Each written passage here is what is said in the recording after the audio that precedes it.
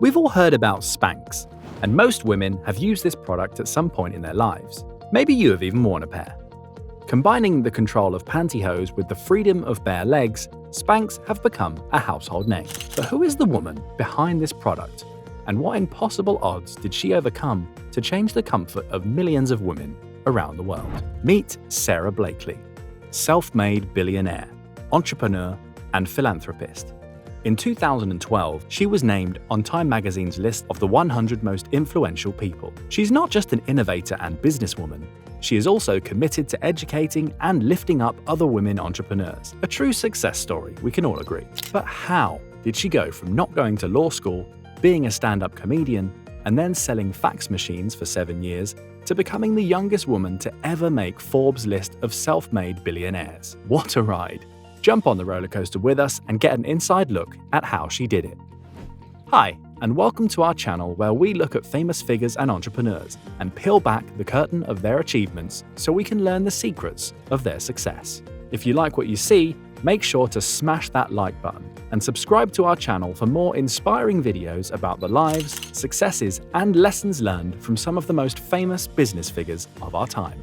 In this video, we will look at how a woman hacked a pair of pantyhose and took that invention to the top. Find out how she ingeniously convinced buyers to take on her product, and follow her from the early days as a saleswoman to her life as an entrepreneur and philanthropist, and tell you exactly how she got there. But most importantly, we will look at the principles and the lessons that she used and learned, and that we can also use to achieve the success that you want. So if you're ready, let's get into it. Blakely was born in Florida in 1971 and graduated from Florida State University. Her mother was an artist and her father was a trial attorney. Following in the footsteps of her father, Blakely set her sights on law school. But after getting a low score on the admissions test, Blakely changed her mind. Who can relate?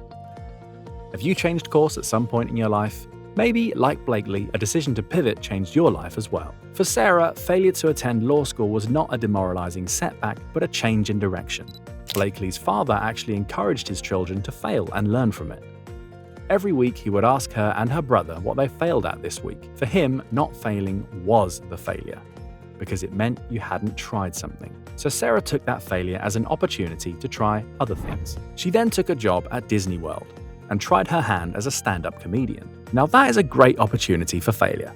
So after doing both these things for a while, she was offered a job as a fax machine saleswoman at the age of 23. What better job than sales to fail and fail forward? By taking her past experiences and not worrying about failing, 2 years later, by the age of 25, she was promoted to the position of national sales trainer. Pretty incredible rise, right?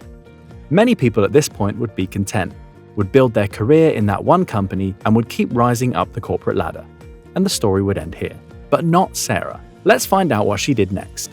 And this would change the comfort of countless women and the apparel world forever. As a woman living in Florida, she was forced to attend meetings in swelteringly hot weather while wearing pantyhose. She hated both the feel of the pantyhose and the look of the seams in her open-toed shoes. But she liked the way the control top eliminated panty lines and made her torso appear slimmer.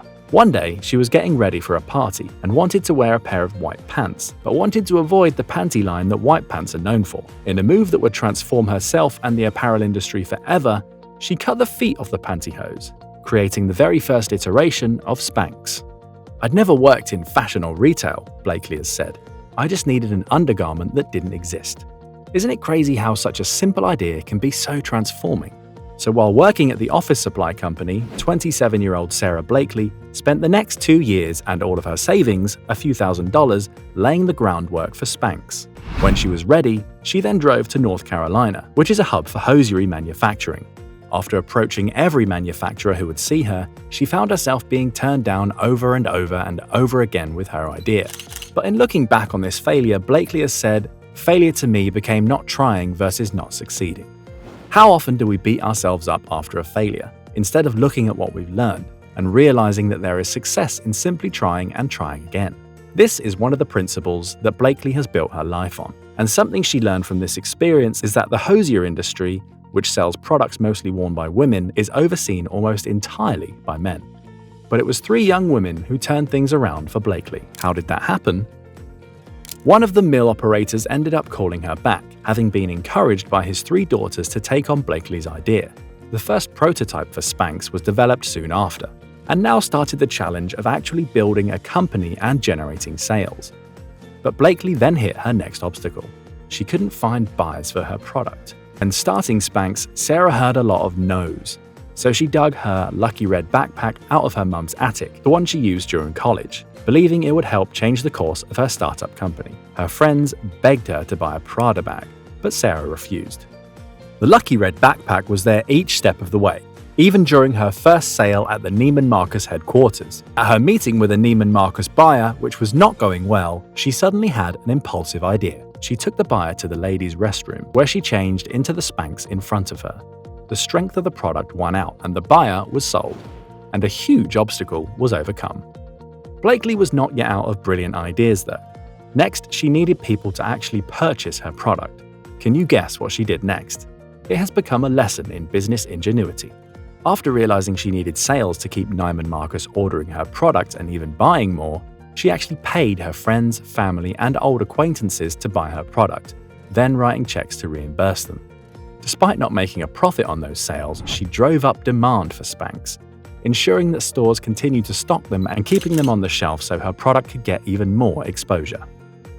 Soon after, she sent a gift basket to the Oprah Winfrey Show, one of the most watched TV shows at the time, along with a gift card and an explanation of her product. This action would pay off, leading to Oprah Winfrey naming Spanx one of her favorite things, resulting in a huge rise in sales.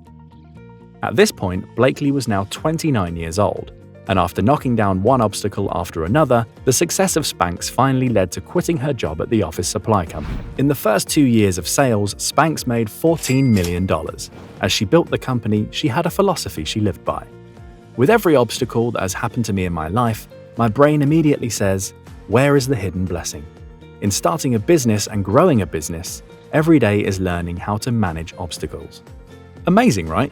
Imagine how drastically that simple change in perspective could shift your life and your career.